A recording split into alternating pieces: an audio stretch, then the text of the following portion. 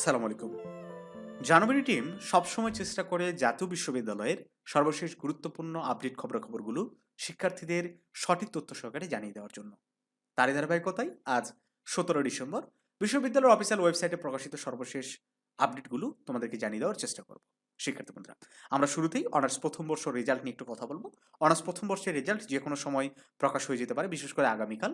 আজকে তো এই সময় আর প্রকাশ হবে না, কারণ আমরা লক্ষ্য করেছি রেজাল্ট দেওয়ার যে সার্ভার ইতিমধ্যে সেটা ট্রায়াল চলছে, সার্ভার রেডি আছে।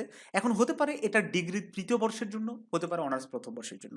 তবে আমরা ধারণা করছি যে দুটি রেজাল্টই হয়তো একদিন আগে পিছনে প্রকাশ করে দেবে, অথবা একই দিনে প্রকাশ হতে পারে।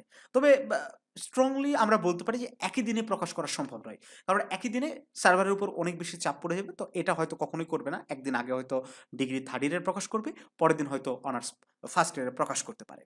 তো এই আপডেট, গুরুত্বপূর্ণ দুটো আপডেট জানিয়ে দিলাম। আর অনার্স তৃতীয় বর্ষের পরীক্ষা তোমরা জানো, পরবর্তী পরীক্ষা 30 ডিসেম্বরে রয়েছে।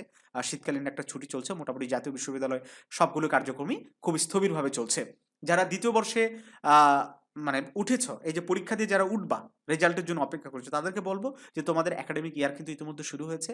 বই অথবা গাইড, যেটা তোমাদের কাছে সঠিক মনে হয় সেটা কিনে তোমরা পরীক্ষার জন্য প্রস্তুতি গ্রহণ শুরু করে দাও। এইটুকু বলতে পারি, জাতীয় বিশ্ববিদ্যালয়ের সবকিছুতে অনেক বড় একটা পরিবর্তন এসেছে, সবকিছুতে একটা গতি এসেছে।